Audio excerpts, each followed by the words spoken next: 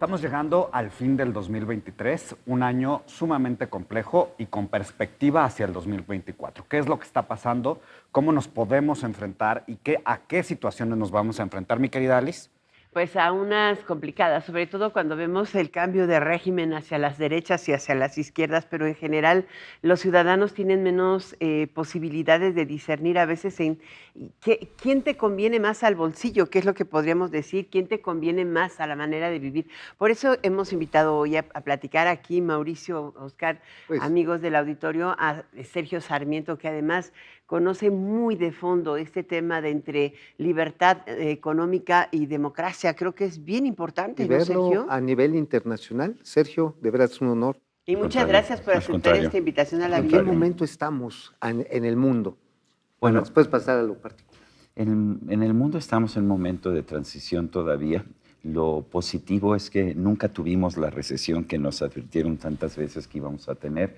La verdad es que la economía de Estados Unidos, que es el motor del mundo en estos momentos, porque lo que sí hemos visto es una pérdida de actividad en China, o por lo menos una pérdida de ritmo de crecimiento en China, pero en la economía de Estados Unidos estamos viendo un crecimiento bastante saludable, una tasa de desempleo envidiable, 3.7%, que para una economía desarrollada con seguro de desempleo es realmente maravilloso.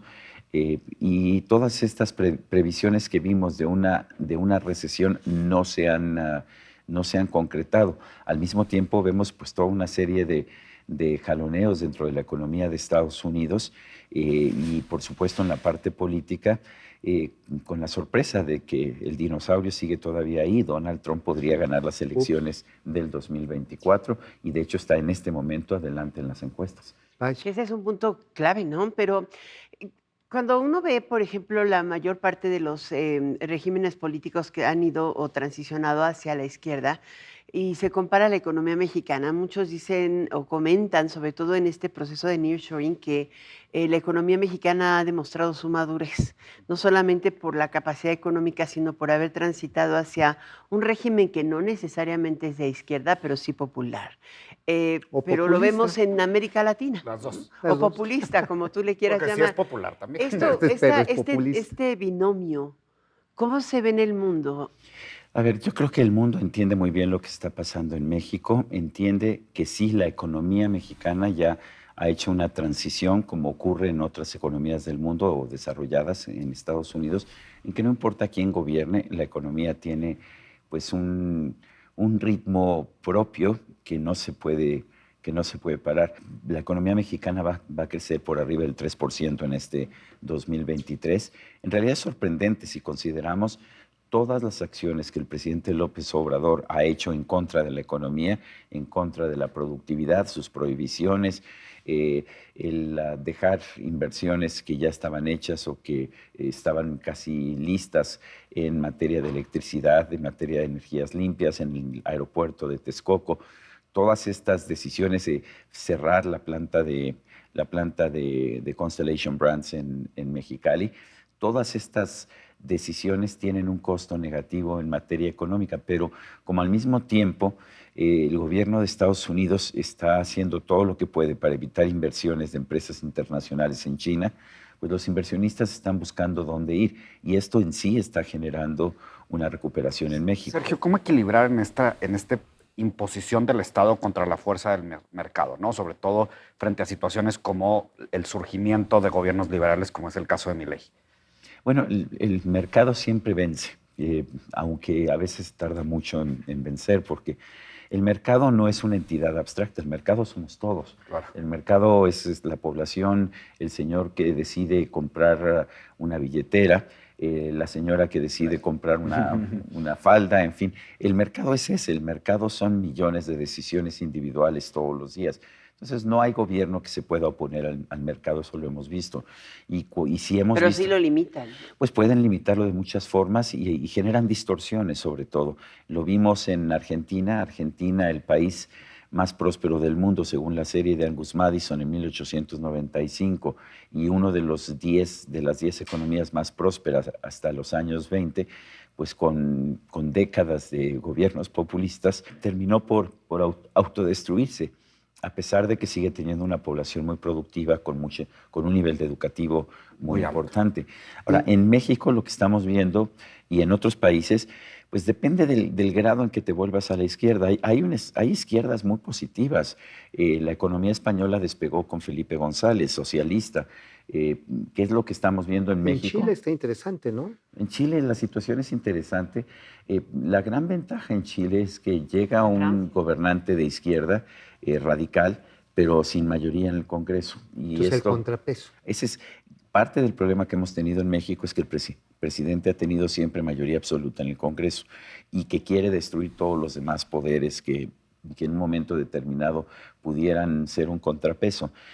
Pero si López Obrador hubiera sido un presidente como los anteriores, con contrapesos en la Suprema Corte, en el Congreso, otra cosa estaría pasando. Estaríamos quizás atrayendo más inversión de relocalización de inversiones o Sin sin duda. medidas tan Sin duda, porque simpáticas como estas el problema es que el cancelaciones, ¿no? presidente ha querido gobernar a golpe de ocurrencias en temas que no conoce de aeronáutica, no conoce de aeropuertos, no conoce de electricidad, no conoce de los mercados petroleros. De puertos.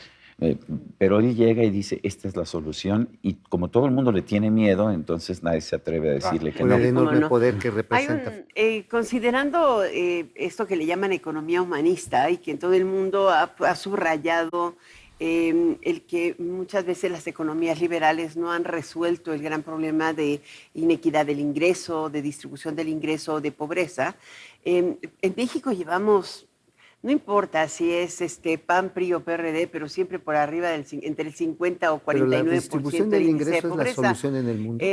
Esto sucede lo mismo en casi todos los países de América Latina, creo que con excepción de Chile, ¿no? Algo se ha ido Lo que nos resolviendo. demuestra la historia es que la forma de reducir la pobreza es tener una buena tasa de crecimiento económico. Y luego hay países que redistribuyen la riqueza y hay países que no lo hacen y de todas formas tienen niveles de pobreza muy bajos. Ejemplos, Dinamarca y Suiza, por ejemplo. Los dos tienen muy buenos niveles de vida. Suiza no tiene un sistema redistributivo fuerte, Dinamarca tiene un sistema redistributivo más fuerte, pero lo principal que tienen los dos es que no le ponen obstáculos a la generación de riqueza, no le ponen obstáculos a la inversión productiva. Tú puedes tener un país como Suecia, puedes tener un país como Dinamarca, puedes tener un país como Suiza o como Singapur, que de hecho de ser uno de los países más pobres del mundo, hoy es el país más rico de Asia.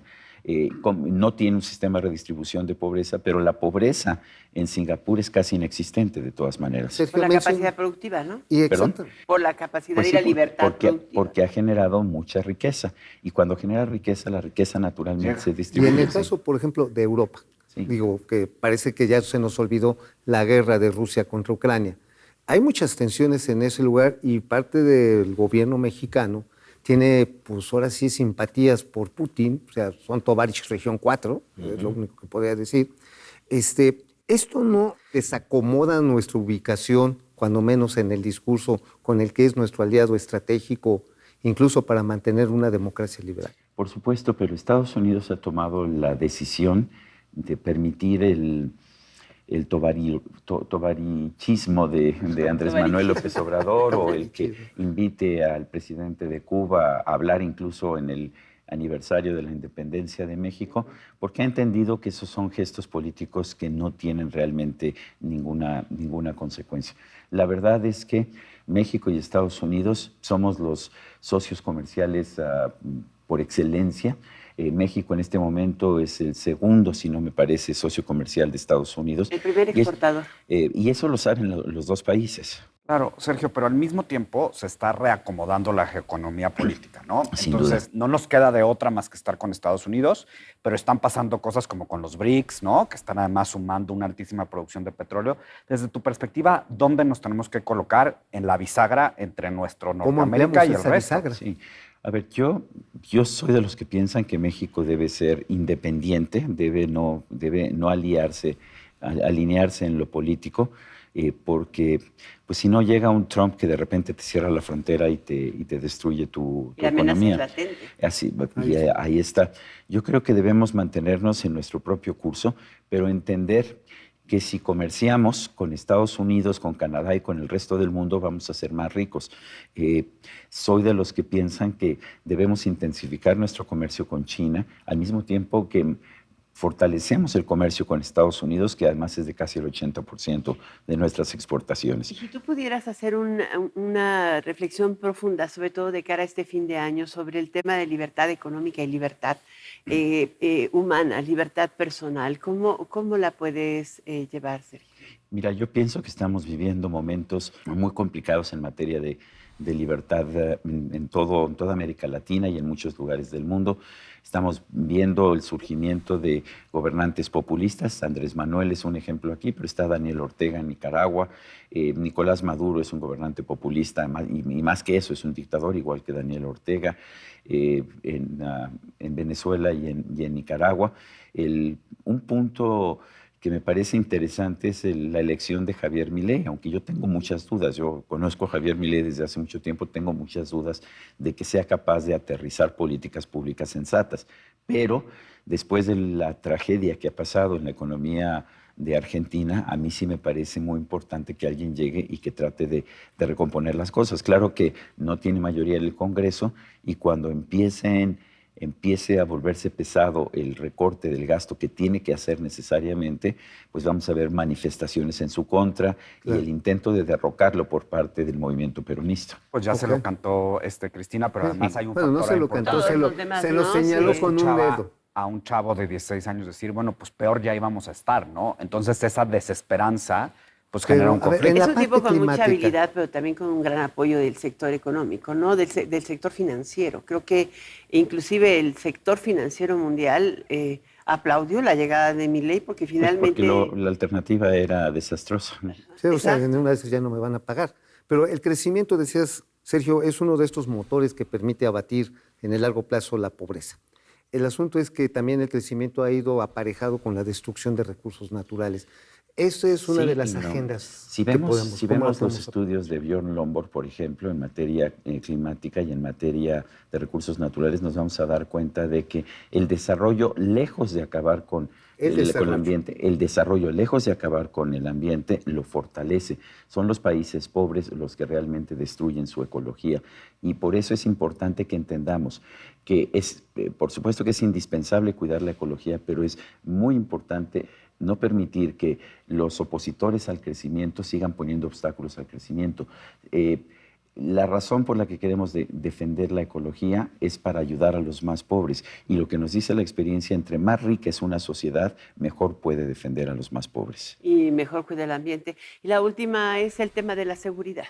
O sea, libertad y seguridad no van juntas. O sea, seguridad sí con libertad, pero estamos en países donde todas las economías pierden medio punto o un punto 9 de porcentual las por 10 año ciudades por la más enorme peligrosas del inseguridad mundo están y la en México. violencia. A mí me preocupa eso. Yo coincido que para tener libertad económica necesitas tener libertad de los criminales, porque si llegan los criminales a tu comunidad y te exigen derecho de piso, o te defiendes y a machetazos o terminas huyendo, y yo creo que eso no se vale. La gran razón de ser del Estado es combatir la inseguridad, y en ese punto el Estado mexicano está perdiendo la batalla. Muchísimas gracias, Sergio Sarmiento, Sergio. por estar hoy en esta billetera. Tenemos que recuperar esa batalla. Sí, por supuesto. Muchas gracias por estar hoy. Y nunca dejarla de la libertad. Muy bien. Así que muchísimas gracias. Nos vemos la próxima semana aquí en La Billetera.